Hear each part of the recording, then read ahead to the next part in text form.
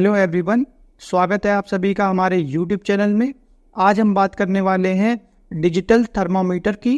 तो थर्मामीटर हमारे पास एक डॉक्टर मॉर्पेन का है जो कि आप लोग देख पा रहे होंगे। तो सबसे पहले हम इसे ऑन कर लेते हैं। इस वाइट बटन को लॉन्ग प्रेस करते ही हमारा थर्मामीटर ऑन हो जाएगा। तो ऊपर देखिए ये F दिखा रहा है।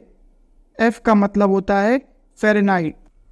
अभी इस पे F लिख कर आ रहा है, इसका मतलब है ये अभी लो टेम्परेचर में है।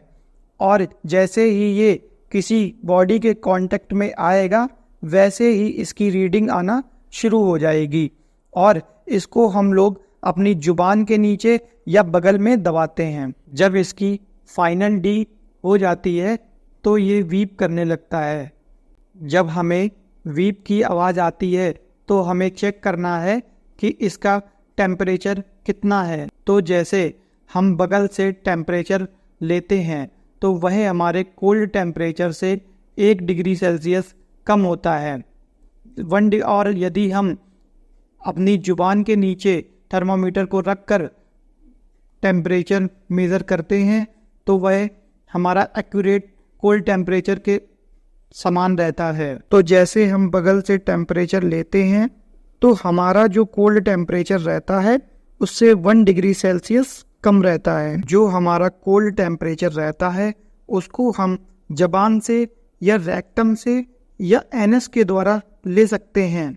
लेकिन कॉमनली हम लोग 2 तरीके से ही टेम्परेचर को मेज़र करते हैं। या तो हम लोग जुबान से टेम्परेचर को लेते हैं या बगल से हम लोग टेम्परेचर को लेते हैं। तो टेम्परेचर का जो कारण रहता है वह हमारा इन्फेक्शन रहता है।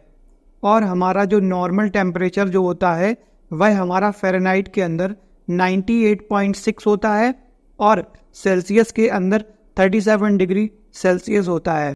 तो किसी किसी थर्मामीटर में फ़ारेनहाइट सेल्सियस में रहता है।